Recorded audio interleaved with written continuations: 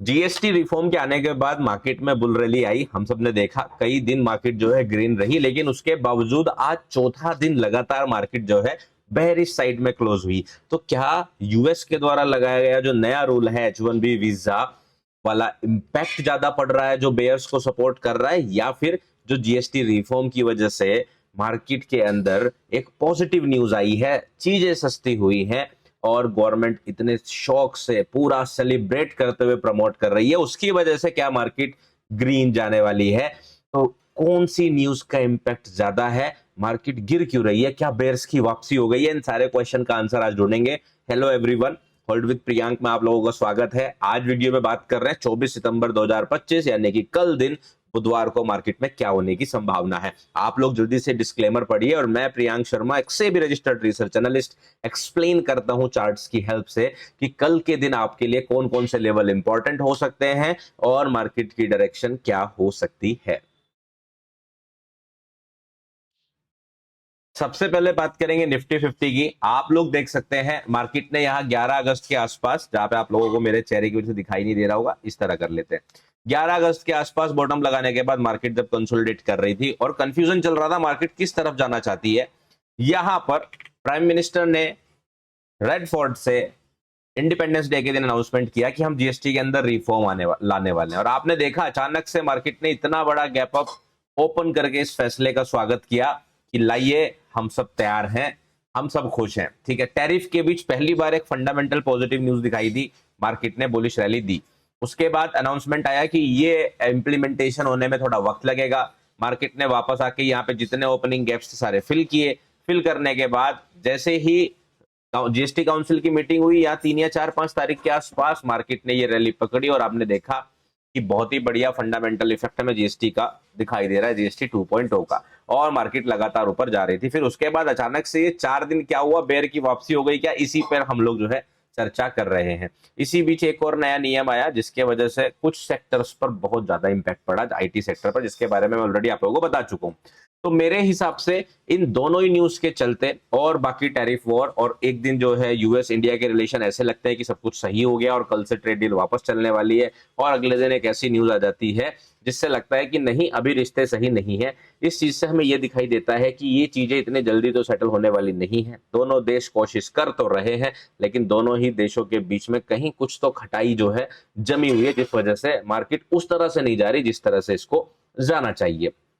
अब इसी के चलते आपको ये समझना पड़ेगा कि इस बीच में आपको हो सकता है अलग अलग सेक्टर के अंदर अलग अलग तरह के मूवमेंट दिखाई दे और उसकी वजह से मार्केट आपको साइडवेज चलते हुए दिखाई दे। फिलहाल के लिए कहना है कि बेयर्स की वापसी हो चुकी है, थोड़ा सा जल्दीबाजी होगा, इतनी जल्दी आप नहीं लगा सकते कि बेयर्स की वापसी होने वाली है कि नहीं है। जब तक मार्केट एटलीस्ट जो लो बना था अगस्त में उसको ब्रेक नहीं कर देती, यानी कि लगभग वापस यहाँ 24,400 या 24,300 के नीचे नहीं जाती, तब तक भी मार्केट कभी भी पलट सकती है। और इस बीच में मोर लाइकली मार्केट इसी तरह के मूवमेंट आपको देने वाली है। ये जो साइडवेज मूव्स आपको दिखाई दे रहे हैं, कभी ऊपर कभी नीचे, इस तरह के मोमेंटम होने के चांसेस बहुत ज्यादा हैं, क्योंकि एक बार आपको पॉजिटिव दिखाई देगा तो एक बार आपको नेगेटिव दिखाई देगा। तो पहले तो आपको अपने माइंड को यहाँ पर प्रिपेयर करने की जरूरत है कि आने वाले दिनों में चीजें थोड़ी सी मुश्किल रह सकती हैं डायरेक्शन को लेकर। स्पेशली जो स्विंग ट्रेडर्स हैं, डायरेक्शनल ट्रेडर्स हैं, उन लोगों को अचानक से झटका लग सकता है। उनका स्टॉक अचानक से नीचे गिरते गिरते अचानक से पंप हो सकता है और अचानक से पंप होते होते अचानक से गैप डाउन होकर नीचे गिर सकता है। तो इसका मतलब ये है कि अगर आप शॉर्ट टर्म ट्रेडिंग करते हैं तो शॉर्ट टर्म ट्रेडिंग करते हुए आप लोगों को थोड़ी सी सावधानी बरतने की जरूरत है, अपना रिस्क मैनेजमेंट स्ट्रॉन्ग रखने की जरूरत है। फिलहाल के लिए मुझे बेयर्स की वापसी तो नहीं दिखाई देती, लेकिन हाँ बेरिश हम जरूर हैं, क्योंकि हम लोगों ने ये प्लानिंग 3 दिन पहले से कर रखी है कि मार्केट अगर 25,255 के नीचे जाती है तो 25,050 तक पहुंच सकती है। हमने उसी का रूप आज देखा, मार्केट ने गैप अप ओपनिंग दी लेकिन शुरुआत में मार्केट ने उस टारगेट की तरफ बढ़ना प्रारंभ कर दिया। शुद्ध हिंदी बोल रहा हूं आज मैं ठीक है, चलो। इस तरह से हमने देखा ये गिरावट हुई। तो अब आने वाले 2 दिन में क्या प्लान है, और ये जो लास्ट में जो ये वापस से मूव आ गया इसका क्या करना है, इस पर विचार करते हैं। अब आप देखोगे मार्केट ने आज बिल्कुल प्लानिंग के हिसाब से गिरना शुरू किया, बिल्कुल टारगेट की तरफ बढ़ी, लेकिन आप देखेंगे यहाँ पर हमारे पास था एक बहुत ही बढ़िया bearish bullish order block. Market ने आकर सीधा इस बुलिश ऑर्डर ब्लॉक के अंदर एंट्री मारी। एंट्री करने के बाद मार्केट ने यहाँ से रिएक्शन दिया और रिएक्शन देने के बाद मार्केट जब भी किसी order block fair value gap से जाती है तो कहां जाती है, नेक्स्ट एरिया ऑफ लिक्विडिटी तक जाती है। अब यहां पर आने के बाद आप देखोगे सबसे बढ़िया लिक्विडिटी जोन क्या था, आज का बना हुआ हाई, मार्केट सीधा वहीं पर गई। आप ये देख सकते हो इस हाई के ऊपर गई, इसके स्टॉप लॉसेस को स्टॉप आउट किया और मार्केट ने वापस से करेक्शन शुरू कर दिया। तो कहीं ना कहीं मार्केट बिल्कुल liquidity zone to liquidity zone चल रही है और ऐसे मूव्स की एक्सपेक्टेशंस आपको क्या करना है, लगातार बनाए रखनी है कि आपको आने वाले दिनों में भी देखने को मिलेगी। तो इस बात को याद रखिए कि आपके पास जब भी कोई अच्छा ऑर्डर ब्लॉक आ, देखो इस ऑर्डर ब्लॉक के अंदर सारी कंडीशन फुलफिल होती थी, इसने लिक्विडिटी भी स्वीप कर रखी थी, सिंगल कैंडलस्टिक ऑर्डर ब्लॉक था, इसके बाद मार्केट ने ब्रेकआउट भी दिया था और ये टेस्टेड भी नहीं था। यहाँ देखोगे आप इस ब्रेकआउट के बाद ये कभी भी टेस्ट नहीं हुआ, इसलिए इस ऑर्डर ब्लॉक से आपको ये रिएक्शन देखने को मिली। तो इस तरह से आप अपने order block, fair value gaps और इन सब का भी यूज कर सकते हैं अगर वो सारी कंडीशन फुलफिल करते हैं तो सर अब ऑर्डर ब्लॉक तो प्राइस को पलट के पूरा उल्टा भी भेज सकता है, तो क्या मार्केट ऊपर जाएगी? बिल्कुल जा सकती है, उसमें कोई दिक्कत वाली बात नहीं है। और वैसे भी जब साइडवेज मार्केट होता है तो मार्केट किसी भी लेवल से अचानक से उठ के चला जाता है, वापस ऊपर तक जाता है, रेजिस्टेंस के पास जाके वापस से नीचे आ सकता है। तो अगर मार्केट आपको ऊपर जाते हुए दिखाई दे तो कब डिसाइड करना है, वो सेम है, 25,331 के ऊपर ही आपको बुलिश होना है। इससे ऊपर मार्केट कहीं तक भी जाके वापस से नीचे बढ़ सकती है, मेन टारगेट 25,050 ही रखना है। तो कहीं ना कहीं बेयर्स की एज सच कोई खास वापसी तो हम लोग प्लान नहीं कर रहे हैं, बट टारगेट अभी फिलहाल सेम ही रखकर चल रहे हैं। ये लेवल्स हमारे लिए कल के इंपॉर्टेंट रहने वाले हैं। बैंक निफ्टी मैंने आप लोगों को बोला था कि क्योंकि बैंक निफ्टी के अंदर आईटी सेक्टर नहीं आता, इसलिए बैंक निफ्टी के अंदर स्ट्रेंथ आपको दिखाई देगी या दिखाई देने के चांसेस हैं, और वो हमने आज देखा भी। तो आपको सेक्टोरियल ध्यान देना है, जैसे ऑटो सेक्टर के अंदर जीएसटी रिफॉर्म होने की वजह से लगातार पॉजिटिव न्यूज आ रही है, सेल्स बढ़ रही है, तो इसका इंपैक्ट आपको धीरे धीरे दिखाई देगा कि ऑटो सेक्टर बुलिश साइड में जा रहा है। बैंक्स में आपको बुलिशनेस दिखाई दे रही है, आईटी सेक्टर के अंदर वो बुलिशनेस अभी भी नहीं दिखाई दे रही, वो साइडवेज हो गया है, क्योंकि पहला जो डिसीजन था उसने खराब कर दिया था। उसके बाद जब एक्सप्लेनेशन आई कि सबके ऊपर नहीं लगेगा, ये सिर्फ नए एंट्रेंस के ऊपर लगेगा, तो मार्केट थोड़ी सी साइडवेज हो गई। तो आपको सेक्टर वाइज यहाँ ध्यान रखना है, क्लियर।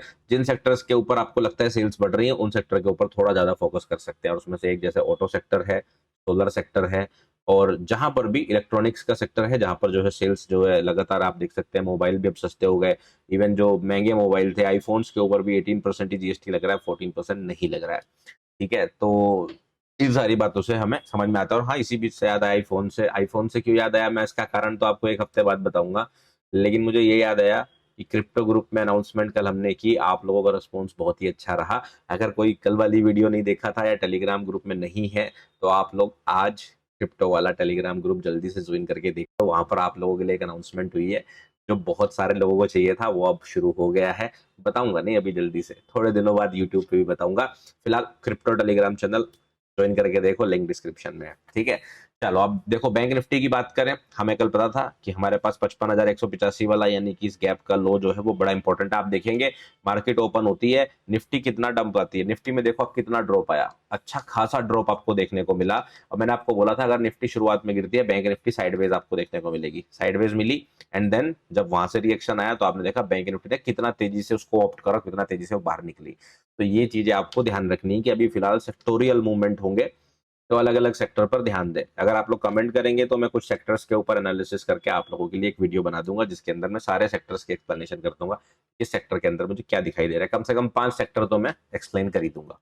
अब मार्केट ने यहां से भागना शुरू किया तो कहां जाना था, उसे 55,666 जाना था। आप देखेंगे मार्केट ने हाई बनाया 662 लगभग पास में, और यहां बना दिया रिलेटिव इक्वल हाइज, इसका मतलब ये बन गया मैग्नेट। तो जल्दी ही आपको ये हाइज के ऊपर प्राइस भी देखने को मिल सकता है। अब ऊपर जाने से पहले कहां जा सकता है, ये एक फेयर वैल्यू गैप मुझे बहुत अच्छा दिखाई दे रहा है, इस पर आप नजर बना के रखना। बाकी फिलहाल आप 55,666 और एक हाई में और मार्क कर देता हूं, इन दोनों पर नजर रखेंगे।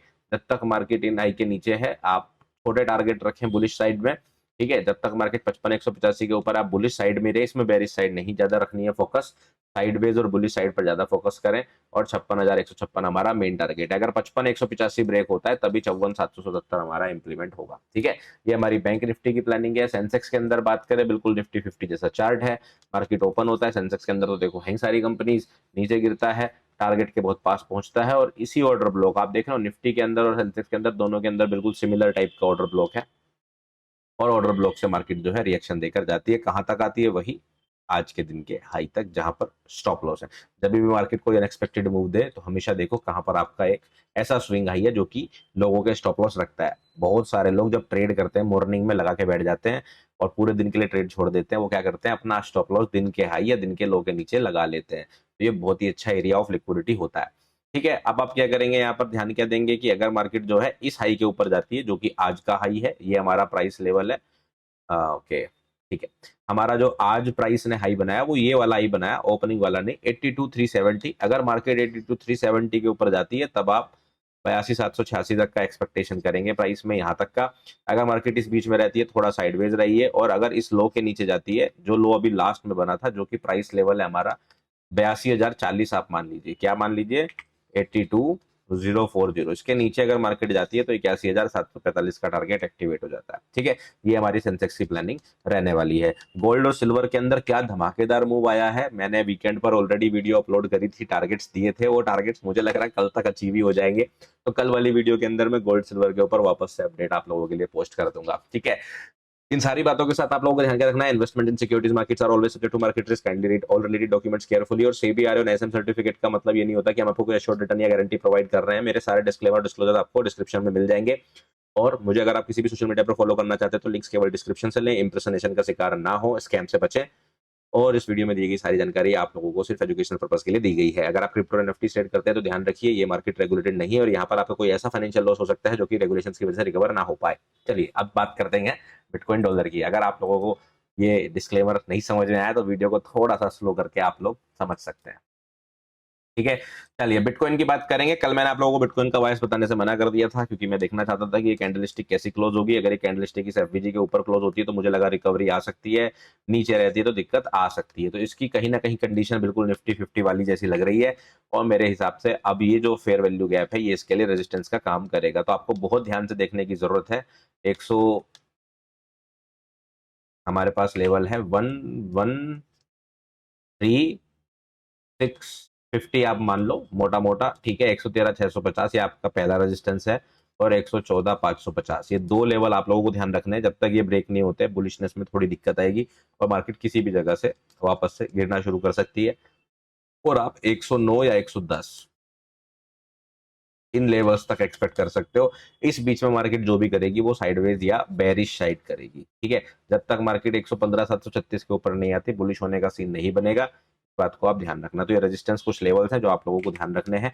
बाकी अगर आप चाहते हो उसके ऊपर रेगुलर अपडेट तो मैंने आप लोगों को बताया, हम लोगों ने कल एक अनाउंसमेंट किया था और वो लोगों को बहुत पसंद आया है। अगर आप उसे मिस कर रहे हैं क्रिप्टो का टेलीग्राम चैनल ज्वाइन कर सकते हो, लिंक डिस्क्रिप्शन में। मैं आप लोगों को मिलूंगा नेक्स्ट वीडियो में। तब तक रखिए अपना ध्यान, अपने परिवार का ध्यान। Take care, bye bye.